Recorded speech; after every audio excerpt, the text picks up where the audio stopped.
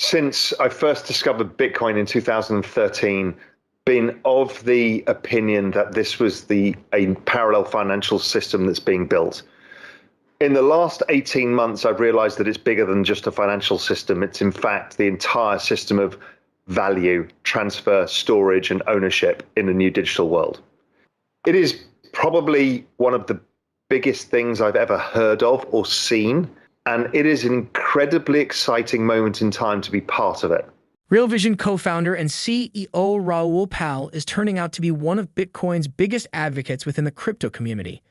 In a recent live broadcast, the macro guru discusses the worth of the world's largest cryptocurrency.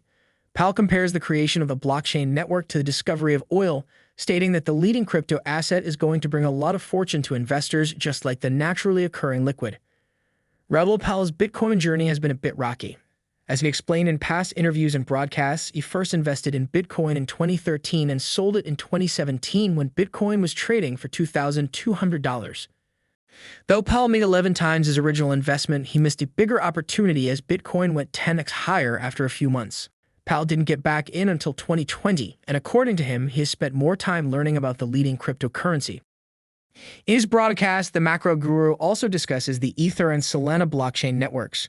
Raoul Pal is heavily invested in Ether because of its strong network use cases, but he sees a lot of potential in Solana. In fact, he states that Solana could outperform Ether. We will now take you to Raoul Pal's interview as he discusses 3 of the top cryptocurrencies by market cap.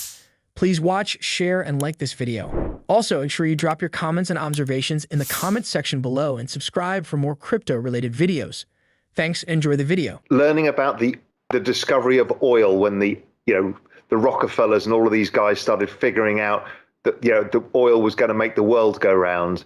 Had you been an investor and a participant and understood what it could do and what businesses you could build across the network of oil or the mobile phone or the internet, the fortunes that were made, the changes that happened were so staggering, and this is happening faster.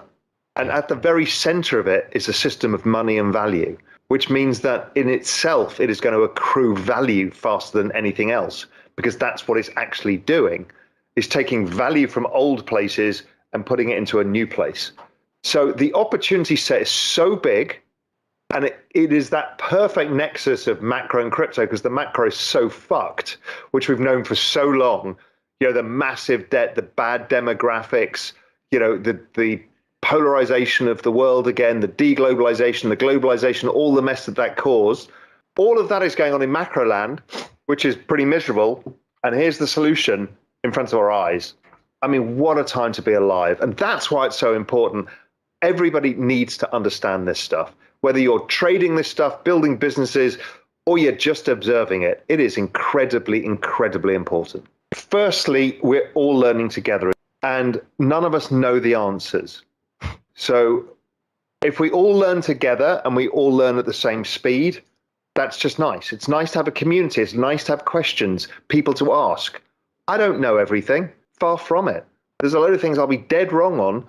Some things I'll miss entirely. It's not my job. My job is to set everybody in the right course and let's figure out. That's why I speak to people like Yatsui about what he's seeing, or I just got off the phone with John Wu from Avalanche, and I spoke to Anatoly from Solana, and I'm so privileged in getting to speak to people. And if I can share my learning as I'm chatting to these people saying, hey, what the fuck's going on in your ecosystem? How does this work? How are you seeing network adoption? How are you thinking about the future? What opportunities are you seeing?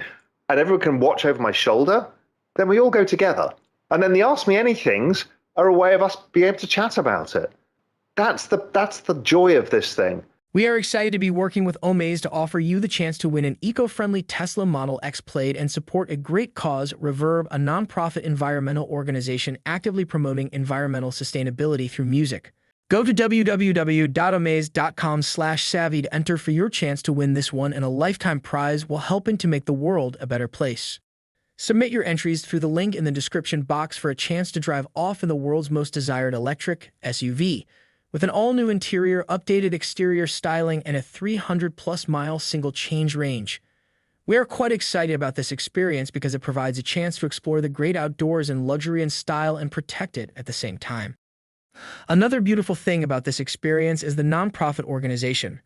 Reverb partners with artists, festivals, and venues to reduce their environmental footprints while empowering millions of fans to take action on the most pressing environmental issues. They worked with artists like Billie Eilish, Maroon 5, Harry Styles, and Pink, eliminated over 280,000 tons of CO2 emissions, and greened thousands of tours and concerts. So, for your chance to win the eco-friendly Tesla Model X Plaid, go to www.amaze.com/savvy and enter now. All donations support the amazing work of Reverb. And as you said with the railroad, with the oil stocks, and it was the same with the railroad stocks. These were really important networks that got built. Yeah. Tons of stuff failed. There was tons of excess speculation. The United States would not be the United States without the railroad network or the oil network or the phone networks. So this is how big these things are. And let's figure out where the main opportunities may lie, because this one, unlike those, the average person can participate in on a pretty much equal footing because you're part of the network by owning a token. The way that I form an opinion, and everybody should, is you listen to a lot of broad-based opinions. Sure, you can take the crackpots off from either side, but listen to a broad base of opinions. You know, like there's some really interesting opinions on why the ETH merge might be a mistake. You don't ignore them. You take them on board, and then you weight them yourself. How important is that to me? Not sure. Very important. This is terrifying. I don't really care. That's okay. But having people's opposite opinions, differences, nuances, it's really important with the macro scenario. Just because I tell you what I think doesn't mean I'm right. But once you listen to a bunch of people, you can start formulating your own opinion, saying, you know, this is what makes the most sense versus what I'm seeing and thinking. And therefore, I can have these set of outcomes and actions. Ether and Solana are two of the largest blockchains for decentralized finance and non-fungible tokens. Though Ether has been around for longer, Solana is faster for transactions and has been growing much faster than Ether at the same stage. The blockchain network is one of the several projects that have been dubbed Ether killers. With thousands of projects, a capacity to carry out tens of thousands of transactions per second, and low transaction fees, Solana is one of the fastest growing ecosystems in the crypto industry.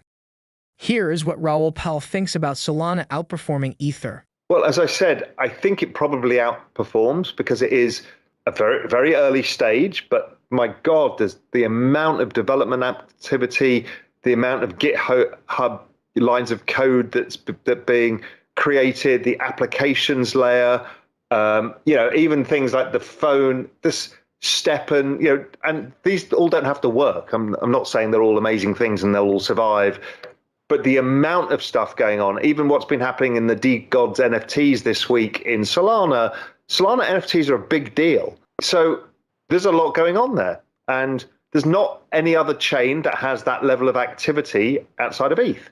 The one behind it is probably Polkadot. But Polkadot has less end user. There seems to be a lot of development, but it doesn't have the value being exchanged on chain yet. But maybe because there's more complexity. And, Avalanche is seeing a lot, but it's not at the level of Solana in any way, shape, or form yet. But maybe it gets that because of their multiple different the kind of subnets.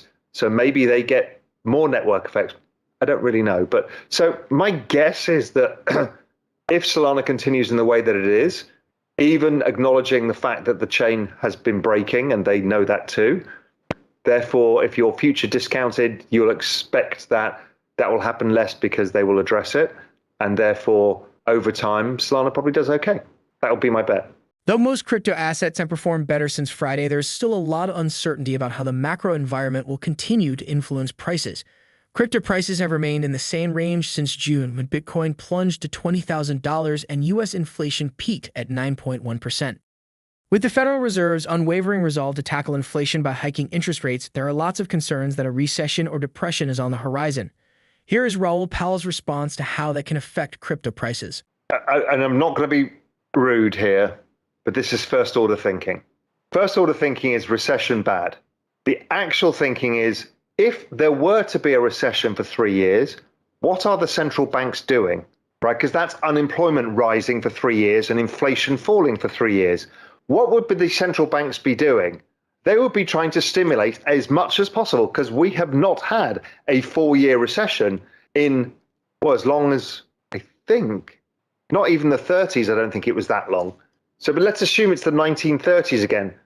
That is incredibly positive crypto because there's a massive debasement of currency having to happen to try and protect the world falling apart because of the debt burden.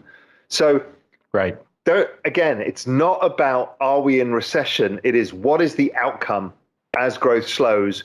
What happens to liquidity on a forward-looking basis? Regardless of what the next few months hold, crypto bulls are putting up a fight. As of press time, Bitcoin is trading at $21,684, a 9% increase over the past week. However, this is a resistance point and bears are noticeably fighting against the move. Ether traders are also hoping for an upside move to $1,800, but as of press time, the Layer 1 token is exchanging hands at $1,775. In about 10 days, the Federal Open Market Committee will commence its September meeting, during which it will announce another interest rate increase. What do you think the outcome of the meeting will be, and how will it affect crypto prices? Please drop your replies as well as your comments on Raoul Pal's interview in the comments section below. Also, ensure you hit the like button and subscribe to the channel for more videos like this. Thanks for watching.